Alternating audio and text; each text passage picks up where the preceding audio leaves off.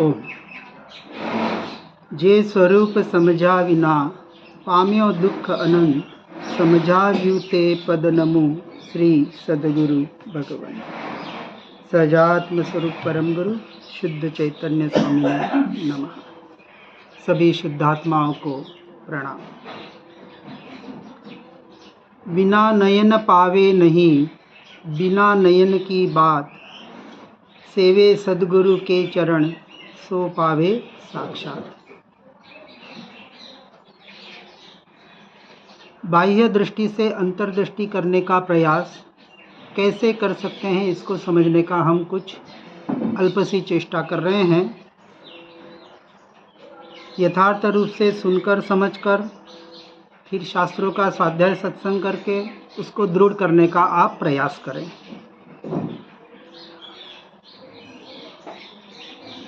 गुजराती पुस्तक में उपदेश छाया पेज नंबर 712, ठीक है, हाँ। और यहाँ हिंदी के पुस्तक में है पेज नंबर 724। प्रश्न किया है, मोक्ष एटले शू? मोक्ष यानी क्या? पूछे मोक्ष स्वरूप कहा? मोक्ष कहीं बाहर नहीं है। इसलिए व्यवहार निश्चय बार बार हम इसलिए कह रहे हैं, व्यवहार अपनी जगह अपनी अपेक्षा से 100% सत्य है, उसका निषेध नहीं कर रहे हैं।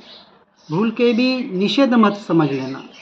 हमारी चर्चा अध्यात्म की चल रही है, परमार्थ की, निश्चय नय की चल रही है। निश्चय नय की अपेक्षा से व्यवहार को हेय कहा जाता है।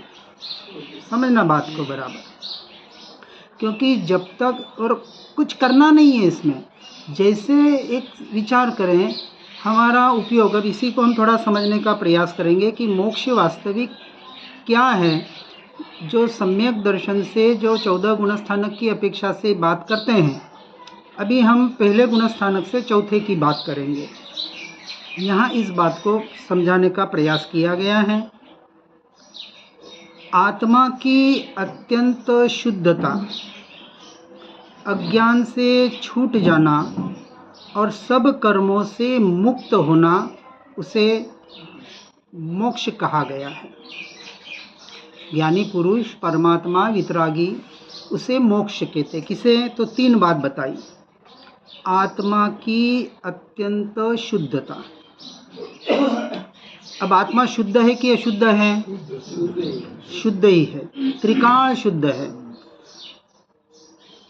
अब यहाँ भी 2 व्यवहार और निश्चय घटित करना, बराबर। एकांते निश्चय नति बनने साथे रहे। तो व्यवहार क्या है इसमें? तो कहा पर्याय की अपेक्षा से आत्मा अशुद्ध है, बराबर ना। यहाँ द्रव्य और पर्याय, जैसे नित्य आत्मा द्रव्य नित्य छे, पर्याय बराबर ना। तो यहाँ जो पर्याय बताया कि पर्याय की अपेक्षा से अनित्य बताया। जैसे बुद्ध 6 दर्शन कैसे लिए हैं? महावीर स्वामी के 11 गणधर ब्राह्मण थे, गौतम स्वामी आदि। 4 तो सगे भाई थे। विद्वानों के विद्वान, पंडितों के पंडित। आपने तो कथा सुनी होगी। जब महावीर स्वामी के पास आए तो उनका पहला प्रश्न ये था कि आत्मा है या नहीं है, और है तो उसका स्वरूप कैसा है। अब महावीर स्वामी केवल ज्ञानी थे, उन्होंने तो केवल ज्ञान से पहचान लिया। तो उनको लगा कि ठीक है, मेरे प्रश्न तो सब जानते हैं, कौन सी बड़ी बात है, इसने पहचान लिया। तो पहले परीक्षा करने आए थे। अब कहने का तात्पर्य यहाँ है कि आत्मा की अत्यंत शुद्धता, व्यवहार निश्चय द्रव्य की अपेक्षा से और पर्याय की अपेक्षा से कैसे लागू करना।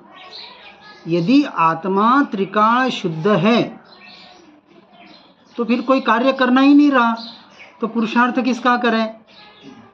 फिर ये मोहराग देश के परिणाम जो हो रहे हैं, अभी जो हमें इतना ये क्रोधी, इतना मायावी, इतना लोभी, इतना ये ऐसा, ये व्यभिचारी, ये सारा दिख रहा है, ये कौन कर रहा है? ये किस में घटित हो रहा है? ये भी एक प्रश्न है कि आत्मा कुछ करता नहीं है तो कौन कर रहा है? तो कहेंगे शरीर कर रहा है। तो शरीर जड़ है तो शरीर भी कुछ कर नहीं सकता, जड़। दोनों का संयोग और संबंध जो अनादि काल से बना हुआ है, इसलिए दोनों की पर्यायें अशुद्ध हुई है। किसकी? दोनों की, जीव की और जड़ की, पुद्गल की। तो भाई आत्मा तो मोहराग द्वेष रूप परिणमित होता है, चलो अशुद्ध हुआ। क्रोध मान माया लोभ रूपी होता है, ये तो समझ में आता है। लेकिन पुद्गल भी अशुद्ध होता है, बिल्कुल होता है। उसे जैन दर्शन में 8 वर्गणाएं के नाम से कहा गया। जैसे शरीर बना औदारिक वर्गणा से, भाषा बनी भाषा वर्गणा से, मन बना मनोवर्गणा से, कर्म बने कार्मण वर्गणा से। ये वर्गणा किसे कहा, तो उसको समझने का प्रयास करते हैं, जिसको आज साइंस ने भी प्रूव किया है। आज पहले के ज़माने में तो साइंस था नहीं, आज वास्तविक साइंस के प्रोग्रेस के आधार पर हम इन बातों को इतना अच्छी तरह से प्रूव कर सकते हैं, समझाने में बहुत सहजता होती है। जैसे हमने आपको बताया कि इस शरीर में, जड़ शरीर में, इस 5 इंद्रियों में और ये मन जो इस शरीर को मिला है कर्म के उदय से, और एक रोबोट में क्या फ़र्क है? आत्मा को यदि बाजू रखें तो क्या फ़र्क है? हमने कल बताया ना, देखना, सुनना, बोलना, ये सोचना, विचार करना, सारा कार्य एक मशीन भी कर रहा है। आपको कुछ आज इतनी टेक्नोलॉजी फास्ट फॉरवर्ड हो गई है, खाली बटनों पे काम हो रहे हैं फटाफट। रोज़ 1 करोड़ पब्लिक ट्रेन में सफ़र करती है और उनके रिजर्वेशन होते हैं। एक खटका दबाते 8 बजे आपके हाथ में सूची आ जाती है, 1 मिनट भी नहीं लगता है। तो इतनी फास्ट टेक्नोलॉजी आज ये मशीनें कर रही है, तो हमारी बुद्धि तो यहाँ तक पहुँच ही नहीं पाती है। इसका आविष्कार करने वाली इंसान की ही बुद्धि है, उस शक्ति को क्रिएट करने वाली ये शक्ति यहाँ से। तो इस बात को बराबर समझना है। तो एक शरीर एक मशीन है और कुछ नहीं। और कौन सी मशीन है पता है? मलमूत्र बनाने की मशीन है और कुछ नहीं है। देखो, एक मशीन होती है, जनरली मशीन किसको कहते पता है? रॉ मटेरियल डाला जाता है, कच्चा माल, उसमें से पक्का माल निकलता है ना? ये उल्टा काम करता है।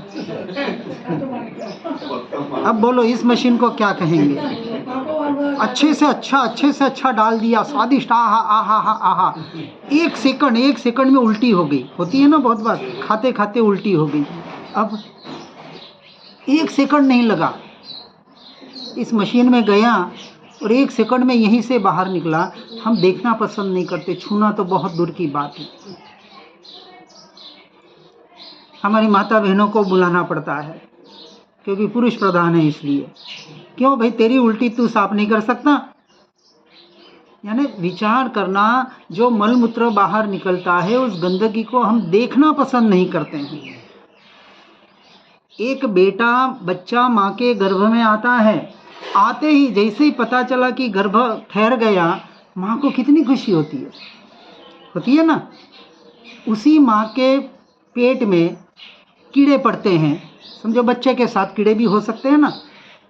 दोनों जीव हैं, पर दोनों जीव में उस माँ ने भेद कितना कर लिया। जब वो कीड़ा मल के द्वारा बाहर आएगा, क्या उसे हाथ तो छोड़ो, देखना पसंद करेगी वो माँ? और वही बच्चा उस गंदगी से बाहर आता है, उसे छाती में लगाने के लिए तरसती है। जन्मते ही बच्चा मर जाए तो कितना रोती है। 9 महीने मैंने पाला। अरे क्या पाला, किसने पाला? ये कर्तृत्व बुद्धि अनादि काल से जीव ने इसमें इतनी बना रखी है। वही कीड़ा और वही बच्चा, दोनों उसी के पेट में पल रहे हैं। अब विचार करना, इन दोनों में हमने कहाँ श्रद्धा को मलिन कर दिया, और वो श्रद्धा जिंदगी भर चलती है, ये मेरा बेटा। कोई किसी का नहीं है। बार बार क्या क्यों कह रहे हैं? सारे पुद्गल के परिणाम हैं। 9 महीने माँ ने गर्भ में बड़ा होने के लिए क्या किया बताओ? उसे काला बनाना, गोरा बनाना, टिंगना बनाना, कैसे बनाना, आँख होनी नहीं होनी। बहुत बार लोग अंधे बहरे पैदा होते हैं, माँ ने क्या किया उसमें? सारे कर्म के उदय वहाँ उसके काम कर रहे हैं। बर्थ डेट, हम जो बर्थ डेट बोलते हैं ना, उसमें 9 महीने जोड़ देना आपके सबके बर्थ डेट में। इस भव की यदि गणना करें, इस भव में जीव कब आया? जैन दर्शन की अपेक्षा से कहें तो अंतर मुहूर्त में 48 मिनट में 6 पर्याप्ति के आधार पर माँ के गर्भ में पूरा संगी पंचेंद्रिय जीव तैयार हो गया। स्त्री पुरुष का संयोग हुआ और 48 मिनट में। हाँ, वो तो 1-2 महीने पहले तो डॉक्टर भी, कोई मशीन आज दिन तक नहीं हुई है। तो माँ के गर्भ में जब जीव आया तो 8 महीने का ये शरीर था कि नहीं, यह जीव था कि नहीं, 2 महीने का था कि नहीं, 1 दिन का था कि नहीं, वो गिनती कहाँ गई? तो आयुष्य इस भव, यदि भव हम कहें तो इस भव का आयुष्य वहाँ से शुरू हुआ और फिर जितना उसका आयुष्य, जितना वो लेके आया है, उतना वो जीवन अपनी कर्म के अनुसार जीता है। लेकिन माँ बाप ने उस पर कर्तृत्व बुद्धि, ये कर्ता भोक्तापना जो कहा ना, मैंने कर्म बांधे तो मुझे भोगने पड़ेंगे, बराबर है कि नहीं? सही बात है कि नहीं?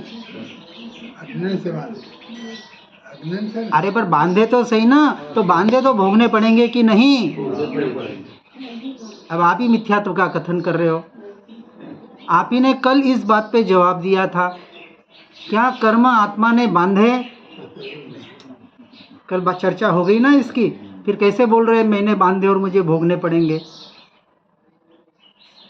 मैंने बांधे ही नहीं तो मैं भोगने वाला कौन? ये होता है अध्यात्म का प्रश्न। अब देखो, व्यवहार से बराबर है, व्यवहार से कहा आत्मा कर्म का कर्ता भोक्ता है। छूटे देहाध्यास तो नहीं करता तू, नहीं भोगता तू तेहनो। तो कहाँ धर्म का मन समझ रहे? आप बोल रहे हाँ हमने बांधे, हमें भोगना पड़ेगा, तो धर्म का मर्म ही नहीं समझे आप अभी, क्योंकि देहाध्यास पड़ा हुआ है।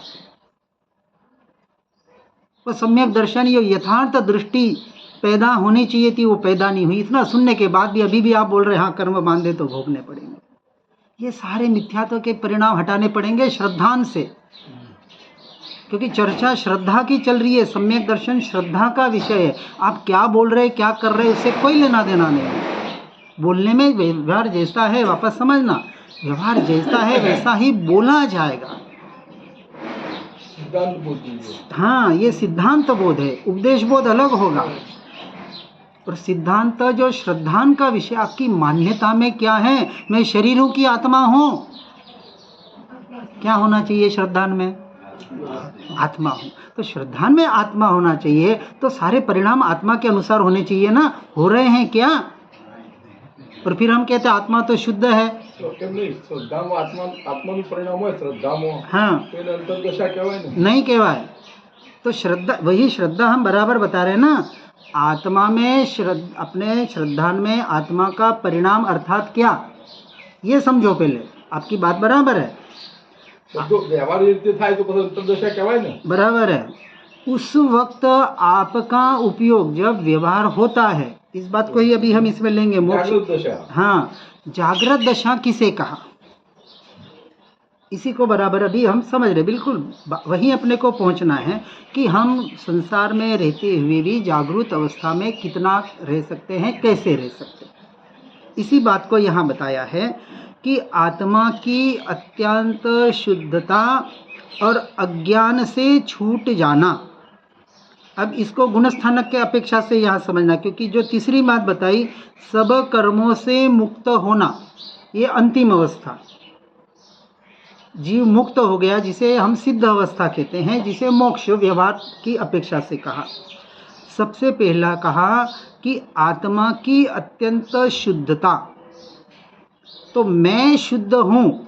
आत्मा द्रव्य नित्य छे पर्याय पलटाए, तो पलट रहा है ना, किसकी अपेक्षा से पलट रहा है? अब इसको 2 शब्द से कहा, परिणमन के काल में भी जो अपरिणामी है। 2 बात आ गई एक ही समय में। हाँ, परिणमन किस में हो रहा है? पर्याय में। उत्पाद व्यय किस में हो रहा है? पर्याय में। पर्याय के उत्पाद व्यय के काल में भी आत्मा कैसा है? ध्रुव है, नित्य है, जैसा का तैसा है। ध्रुव तारा कहते हैं ना। पर्याय में नो गुण नहीं जो है, नहीं शुद्ध में शुद्ध जो है। नहीं, पर्याय में शुद्ध नहीं, पर्याय शुद्ध है। अभी पर्याय अशुद्ध हो रही है ना। पर्याय ની અંદર આત્મા તો હોય જ ને। नहीं ધારો કે બાળક છે, नहीं नहीं नहीं नहीं नहीं, जैन दर्शन आप देखो, थोड़ा मान्यता में फर्क ऐसा पड़ेगा, इस बात को थोड़ा समझना बराबर है। इसको भी एक पत्र में श्रीमद जी के पूरा अभ्यंतर अवलोकन है ना, उसमें वेदांत और जैन दर्शन में क्या फ़र्क है उसको अच्छी तरह से दिया है। आपने तो शायद पूरा वचनामृत पढ़ा होगा, इसको वहाँ भेद समझना पड़ेगा, ठीक है? क्योंकि वहाँ वेदांत की मान्यता और जैन दर्शन की मान्यता में आगे जहाँ भेद है, अपने को भेद में नहीं जाना है, अपने को तो अभेद में अभेद को पकड़ना है, ठीक है ना? लेकिन भेद जहाँ बाहर की अपेक्षा से कहा जाता है, जैसे परमात्मा एक है, वेदांत कहता है, जैन दर्शन कहते हैं हर आत्मा स्वतंत्र है ना? तो वहाँ भेद आएगा दर्शन की अपेक्षा से। लेकिन अपने भेद में नहीं, अपने को तो इस तत्व को पकड़ना है कि मैं कौन हूँ, मेरा स्वरूप क्या है। तो यहाँ जैन दर्शन की अपेक्षा से जब चर्चा, क्योंकि यहाँ जितने भी श्रीमद जी के कथन आएंगे वितराग मार्ग के आएंगे, एक एक बात को हम प्रूव करेंगे आपके पत्रों के आधार पर। यहाँ कह रहे हैं कि हर जीव स्वतंत्र, ठीक है, चलो जीव तो स्वतंत्र, तो मैं सब जीवों से स्वतंत्र एक अकेला आत्मा हूँ, यहाँ तक आ गए। फिर कहा हर जीव, हर वस्तु के, हर पदार्थ के द्रव्य गुण पर्याय होते हैं, ठीक है? द्रव्य की अपेक्षा से आत्मा शुद्ध है, उसके जो अनंत गुण होते हैं वो शुद्ध होते हैं, लेकिन पर्याय समय पलट रही है। शुद्धा शुद्ध, जो हमने चार भाव बताए ना, ये चार भाव कहाँ से हो रहे हैं? आत्मा से ही हो रहे हैं ना। तो ये परिणाम किसके हैं? आत्मा से हैं, आत्मा के नहीं है, ये बात समझना। आत्मा से हैं पर आत्मा में नहीं है। यदि आत्मा में होते तो आत्मा अशुद्ध हो जाता, कभी शुद्ध हो ही नहीं पाता, इसलिए उसको पर्याय की अपेक्षा से कहा। तो ये जो परिणाम हो रहे हैं, तो पर्याय भी 100% स्वतंत्र बताई, क्योंकि पर्याय तत्समय की योग्यता से उसका जैसा उदय है, पर्याय जो पलट रही है वो उदय के अनुसार पलट रही है। कर्म का जो उदय आ रहा है, अब क्रोध, मान, माया, लोभ और जिसे राग द्वेष भी कहा, ये जो कषाय, ये कषाय के परिणाम जो जीव से हो रहे हैं, है ना? ये तो पुद्गल, जड़ पुद्गल को तो कोई भाव ही नहीं है, उसमें कोई ज्ञान ही नहीं है, वो कुछ जानता नहीं है। तो ये जो परिणाम हो रहे हैं, जो निरंतर पलट रहे हैं, अभी अज्ञानी की पर्याय हर समय अशुद्ध अशुद्ध और अशुद्ध रूप परिणमित हो रही है। आत्मा उसी वक्त भी उसका भी शुद्ध है, लेकिन पर्याय पलट रही है। अब ज्ञानी की दशा क्या होगी? यहाँ जो बात बताई कि ज्ञानी निरंतर उस अशुद्ध परिणमन के काल में उस जो उपयोग पररूप परिणमित हो रहा है, उसी परिणमन के काल में उस उपयोग को, उस पर्याय को, उसको ध्यान के द्वारा या चिंतन के द्वारा, मन के द्वारा, भावमन के द्वारा अपने स्वभाव में लाने का प्रयास करेगा। इसका नाम है पुरुषार्थ। आश्रम संभव, हाँ, आसरवा परसवा, जब आए ना गाथा काव्य आता है उस पर, सो आश्रव और परिश्रव, परिश्रव यानी संवर, किसे कहा कि आश्रव के काल में भी ज्ञानी पुरुष संवर और निर्जरा करते हैं, और अज्ञानी के तो निरंतर आश्रव हो रहा है, कर्मों का आना हो रहा है। आश्रव का अर्थ कर्मों का आना, हाँ, ठीक है। अब ये कर्मों का आना क्यों हो रहा है, पहले इसको समझेंगे। आत्मा त्रिकाण शुद्ध है निश्चय नहीं की अपेक्षा से, परमार्थ की अपेक्षा से, परंतु पर्याय में जो ये परिणाम पलट रहे हैं, अशुद्ध हो रहे हैं, इसका मूल कारण है कल जो अपन ने देखा कि अपने स्वभाव का आश्रय न करना, विभाव दशा, दोनों एक ही बात है। स्वभाव का आश्रय न करना, अर्थात जब आत्मा का उपयोग विभाव रूप परिणमित होता है, उसकी दशा जब विभाव रूप होती है। तो बात इतनी है, क्या कहा, दिशा बदलो दशा बदल जाएगी। तो अभी हमारी दिशा कहाँ है, बाहर की तरफ, उपयोग कहाँ जा रहा है, बाहर की तरफ। अब सत्य पुरुषार्थ क्या करना है, सिर्फ उस दिशा को बदलना है कि जो उपयोग, जो पर्याय बाहर की तरफ जा रही है, उसी पर्याय को भीतर की तरफ लाना है। ठीक है, ये अभी हमारा जो कथन चल रहा है सारा व्यवहार का है। परमार्थ का कथन अलग होगा। परमार्थ का, श्रद्धान का जो विषय है उसका कथन हम साथ साथ में बताते जाएंगे कि श्रद्धान में क्या करना है और पुरुषार्थ कहाँ करना है, क्योंकि पुरुषार्थ पर्याय में होगा। आत्मा त्रिकाल शुद्ध है तो आत्मा में तो कुछ नहीं करना है।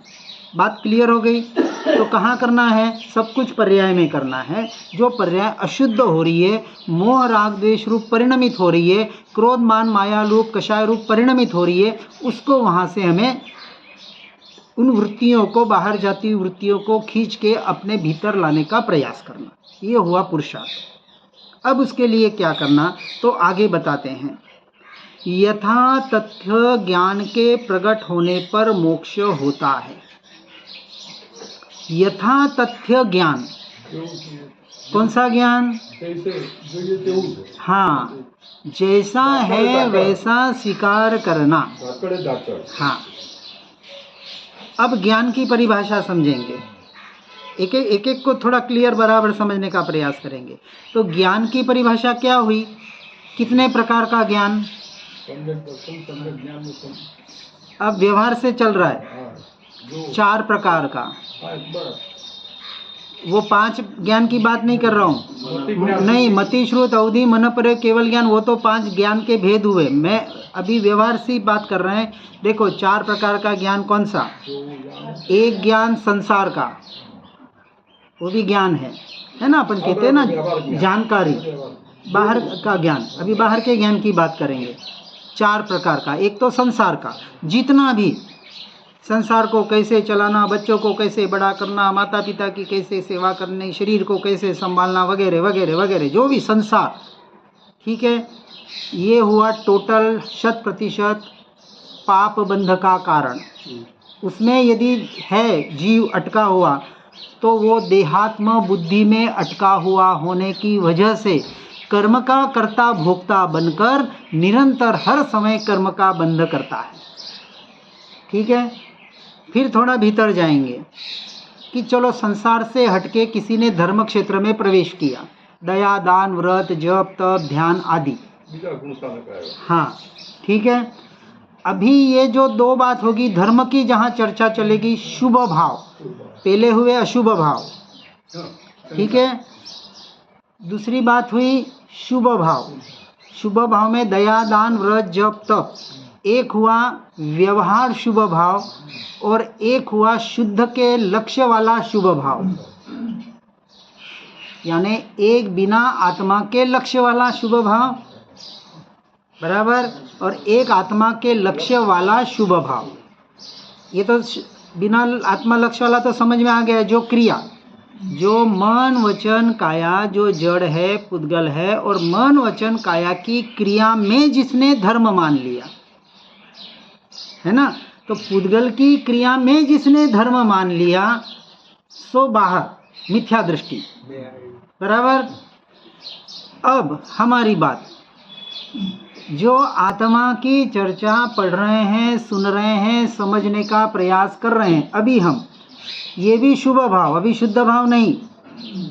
आप जो भी भक्ति करते, पाठ करते, स्वाध्याय सत्संग ये सुन रहे, पढ़ रहे, ये सारे क्या है, शुभ भाव। परंतु ये कौन से हैं, आत्मा के लक्ष्य वाले। आत्मा को समझने के लिए, अपने स्वभाव में आने के लिए हम समझने की चेष्टा कर रहे हैं कि इस ज्ञान को समझ के ये जो जानकारी हम ले रहे हैं, ये सारी जानकारी ले रहे हैं। भक्ति में भी क्या है, आपको जानकारी मिलती है, क्या करना है, कैसे करना है, महापुरुषों ने हमें इसके द्वारा हमें उपदेश दिया है, लेकिन हम यहाँ ही अटक जाते हैं। ठीक है, अब यहाँ तक है। अब इसको थोड़ा हम पुण्यानी बंदी पुण्य भी कर लेते हैं ना, इसमें भी हम इसको भेद करते हैं। पहला तो हुआ पापानुबंधी पाप, संसार का सारा क्रिया पापानुबंधी पाप, साथ साथ में तीनों लेने का प्रयास करेंगे। इसलिए क्योंकि यथातथ्य ज्ञान बता रहे हैं कि यथातथ्य ज्ञान किसे कहा, वहाँ तक पहुँचना है हमें। अब ये यहाँ से तो हटना है, इसलिए बता रहे हैं इसका आपको निर्णय करना है कि मुझे अब क्या करना है, कहाँ से हटना है, कौन से प्रतिबंध बैरिकेड्स कौन से हमारे जीवन में आत्मा तक पहुँचने के लिए। ठीक, तो इस ज्ञान का कोई भी यहाँ उपयोग नहीं है। सारा जगत मुझे जाने या मैं सारे जगत को जानूं, बोलो क्या अच्छा है?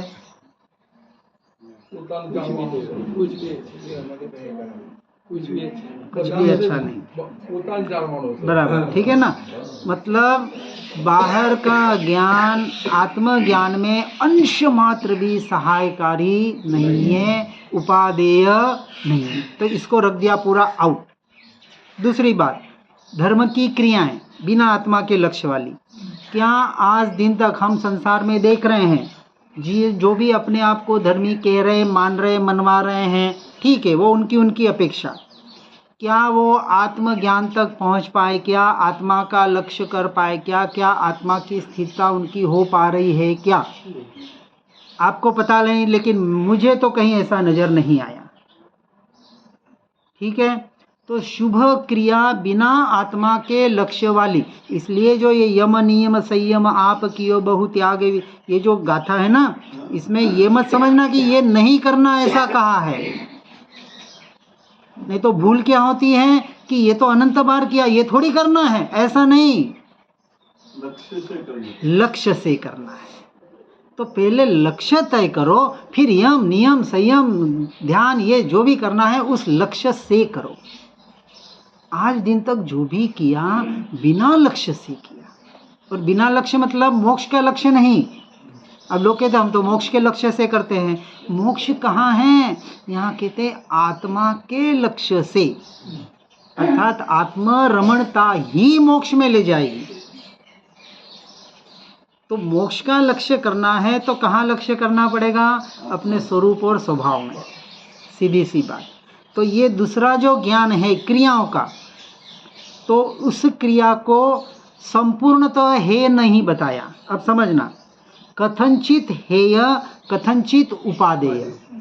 कथनचित क्यों कहा, क्योंकि यदि वो क्रिया आत्मा के लक्ष्य वाली हो तो आपके काम की है, तो उपादेय है। तो फिर आप शरीर को कष्ट दे रहे हैं, व्रत यम नियम संयम सब कर रहे हैं, वेदांत में તમે કહી શકો મનને કથનચિત આત્મા કહે, हाँ वेदांत में કહી बराबर, ठीक है ना। तो ये जो कथनचित है, यहाँ कथनचित अर्थ पूरा मिथ्यात्व में लिया है।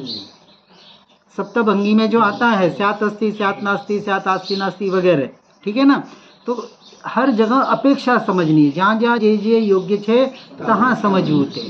तो व्यवहार की अपेक्षा से व्यवहार को, निश्चय की अपेक्षा से निश्चय को, ठीक है। अब यहाँ बताया ये ज्ञान जो शुभ ज्ञान क्रिया वाला, यदि बिना आत्मा के लक्ष्य वाला हो तो कुछ काम का नहीं है, और आत्मा के लक्ष्य से किया जाए तो ये काम का है। तो इसलिए इसको कथनचित कहा। अशुभ से हटने के लिए उपादेय है कथनचित, लेकिन शुद्ध के लिए ये कोई काम का नहीं है। तो अब यहाँ से भी, यहाँ पूरा नहीं हटना है, लेकिन अभी इसको बाजू रखना है, क्योंकि ये है चौथे पांचवें छठे गुणस्थानक, इसको हम विरति कहते हैं। अभी हमें विरति में नहीं जाना है, तो तीसरे ज्ञान में आएंगे। तीसरा शुभ ज्ञान, कि शुभ ज्ञान जो हम स्वाध्याय सत्संग पठन चिंतन मनन आदि कर रहे हैं, जो शुद्ध के लक्ष्य वाला है ना। हम क्यों समझ रहे हैं कि हमें आत्मा को समझना है, मैं अपनी आत्मा में स्वरूप में स्वभाव में कैसे लीन हो सकता हूँ, इसकी मुझे ये जानकारी प्राप्त करनी है। इसे कहा व्यवहार से सम्यक ज्ञान। अभी निश्चय नहीं, धर्म ध्यान, हाँ अभी धर्म ध्यान भी नहीं, धर्म ध्यान भी सम्यक दृष्टि को ही होता है, व्यवहार से भी धर्म ध्यान नहीं, व्यवहार से शुभ भाव, ठीक है ना। अभी शुभ तक हम पहुंच गए, क्योंकि हम एक सिर्फ जानकारी ले रहे हैं कि आत्मा को समझना है, स्वभाव को समझना है, हमें कर्मों की निर्जरा करनी है, तो हम कैसे कर सकते हैं, क्या प्रोसेस है। तो ये हम सारा एक शुद्ध के लिए समझने का प्रयास कर रहे हैं। अब ये सब कुछ समझने के बाद अब आता है चौथा, शुद्ध भाव। अब ये ज्ञान जो आपको सम्यक दर्शन तक पहुंचाएगा, समकिति जीव के लिए। अभी समकिति आया नहीं है। अब ये सारा सुन के पढ़ के जब उसके आधार पर अपनी साधना करेगा, क्या अब उपयोग का उपयोग करके उपयोग में स्थिर होगा। ये शुद्ध भाव। ये जो बोला ना, यथा तथ्य ज्ञान के प्रकट होने पर, अभी तक प्रकट नहीं हुआ है। अब चौथे स्टेज में जब पहुँचे कि जब ये सारा जाना प्रोसेस आत्मा तक पहुँचने का, अब जो जाना, पढ़ा, सुना, उसको रखा बाजू में, अब उसका रटन करते नहीं बैठेगा। एक बात समझना, बहुत जने नियम लेते हैं, इसने भी लिए थे, ठीक है ना। नियम कब तक होते हैं और कहाँ तक होते हैं ये भी समझना, और गुरु की बात भी समझना। मेरे दृष्टिकोण से बता रहा हूँ, हर एक का अपना अपना दृष्टिकोण है, ठीक है। देखो 10th में जाते हैं, 10th में किसी बच्चे ने समझो 99% लेके आ गया, उसको एक टीचर ने बहुत अच्छा गाइडेंस किया। ट्यूशन्स वगैरह या लेते हैं ना, कोचिंग वगैरह करते हैं, तो एक टीचर ने उन एक ग्रुप को 5-7 बच्चे अच्छे अच्छे चुन के निकाले, अच्छे से अच्छा टीचर था और उसने उनको अच्छे से अच्छा पढ़ाया लिखाया, ठीक है। वो बच्चे कोई 99, कोई 98 बहुत अच्छे आ गए। अब वो बच्चा पास हो गया, अब वो कितनी साल 10th में रहेगा? अब नहीं रहेगा ना, 11th में जाएगा। अब 12th में बोर्ड की एग्ज़ाम फिर होगी। अब 12th में जब जाएगा तो 10th वाले गुरु के पास जाएगा ना? नहीं जाएगा, पक्की बात। हाँ, तो अब 12th वाला गुरु अलग होगा, उसके कोचिंग में गाइडेंस में वो अपना पूरी पढ़ाई करेगा। वहाँ उसने अच्छे परसेंट लेके आ गया। अब वहाँ उसने साइंस लिया, आर्ट्स लिया, कॉमर्स लिया, जो भी लिया, ठीक है। अब आगे उसे बढ़ना है। जैसे साइंस का विद्यार्थी है तो अब उसको इंजीनियरिंग में जाना है, डॉक्टरी में जाना है, किस में जाना है, वो उसका पहले से हर एक की अपनी अपनी चॉइस होती है, उसके अनुसार वो पढ़ाई करता है। अब वहाँ जाने के बाद अब जैसे किसी को इंजीनियर बनना है तो वो डॉक्टर के पास जाएगा ना। अरे साइंस, वो भी साइंस वाला, ये भी साइंस वाला, तो अब वो इंजीनियरिंग के क्लास में एडमिशन लेगा, डॉक्टरी वाला डॉक्टरी में लेगा। अब इंजीनियरिंग में भी जाएगा तो इंजीनियरिंग में भी 10 भेद, मैकेनिकल बनना है, सिविल बनना है, इलेक्ट्रिकल बनना है, क्या बनना है, ठीक है ना। अब इसने मैकेनिकल इंजीनियरिंग किया हुआ था, तो अब ये इसको मतलब ये सारा जो हम नॉलेज ले रहे हैं ना, ये आगे आगे बढ़ रहे हैं। अब वहाँ कौन से गुरु को पकड़ेगा? 12th वाले को, 10th वाले को। अब नया गुरु आ जाएगा। अब उसने इंजीनियरिंग कर लिया, गोल्ड मेडलिस्ट हो गया। अब गोल्ड मेडलिस्ट होने के बाद क्या करेगा? जिसने गोल्ड मेडलिस्ट दिया उसके पास जाके उसकी चरण की सेवा करते रहेगा क्या? आगे बढ़ेगा, बराबर ना। जॉब एकदम नहीं करेगा, पहले ट्रेनिंग लेगा, ठीक है ना, सर्विस करेगा, किसी के पास कोचिंग करेगा या जॉब करेगा, जो भी। कोई फिर नौकरी करनी है तो वो सरकारी में जाएगा, जहाँ भी जाएगा। और किसी को अपना काम करना है तो क्या करेगा? ट्रेनिंग एक्सपीरियंस हो गया, चलो 2-3 साल का एक्सपीरियंस होगा, बिल्कुल गोल्ड मेडलिस्ट है तो फटाफट कैप्चर कर लेता है, सक्सेस भी हो गया, एमएस भी हो गया, सर्जन भी हो गया। अब उसने प्रैक्टिस भी कर ली, अब क्या करेगा? वो अपना क्लिनिक खोलेगा ना, करेगा कि नहीं? अब उसने क्लिनिक खोल दिया, अब वो उसका नाम भी हो गया, बहुत अच्छा डॉक्टर बन गया। अब क्या होगा? अब वो किसके पास सीखने जाएगा या उसके पास सीखने आएंगे? ये प्रोसेस जैसे संसार में है वैसी प्रोसेस हम धर्म क्षेत्र में नहीं करते। समझना बात को बराबर। हम जहाँ से हमने शुरुआत की थी वहीं के वहीं मरते दम तक। विचार करना आप अपने ऊपर। इसलिए ये नियम वगैरह जो होते हैं ना, ये टेम्पररी होते हैं। यदि आप नियमों में ही अटक गए तो आगे नहीं बढ़ पा। बस मुझे 10th तक का आपको कोई गुरु मिल गया, आपने 10th तक का अभ्यास कर लिया, नहीं इसके आगे तो हमें नहीं बढ़ना है। धर्म क्षेत्र में मैंने तो ये नहीं किया, मेरे जीवन में मैंने किसी गुरु को अपना, मेरे लिए जहाँ जहाँ से मिला, जो जो माल मिला, मेरे लिए सब वंदनीय और आदरणीय है। दत्तात्रेय के कितने गुरु थे? 24। और उसमें एक भी इंसान नहीं, सिर्फ एक वेश्या थी बाकी सारे जानवर थे। तो कहने का मतलब है निर्दोष सुख निर्दोष आनंद ले गमे जाती मरे, ए दिव्य शक्ति मान जेथी। क्या इसका विचार कभी किया? बोल तो दिया, लेकिन हम वहीं के वहीं अटके हुए। मैं बात समझना मैं किस अपेक्षा से कह रहा हूँ। योग्य जीवों को फटाक से पकड़ में आ जाता है ना। हाँ, तो उसको पकड़ के आगे बढ़ने का प्रयास करना। इसलिए कहा यथा तथ्य ज्ञान के प्रकट होने पर मोक्ष होता है, और जब तक भ्रांति है तब तक आत्मा जगत में है। ये भ्रांति जब तक रहेगी तब तक आप मोक्ष मार्ग में प्रवेश भी नहीं कर पाएंगे। अब इस भ्रांति को कैसे मिटाना, यथा तथ्य ज्ञान जो शुद्ध के लक्ष्य से होता है उसको कैसे प्रकट किया जाए, उसको हम आगे के सेशन में लेंगे। जिना क्या कुछ भी कहने में आया हो तो मिच्छामि दुक्कडम।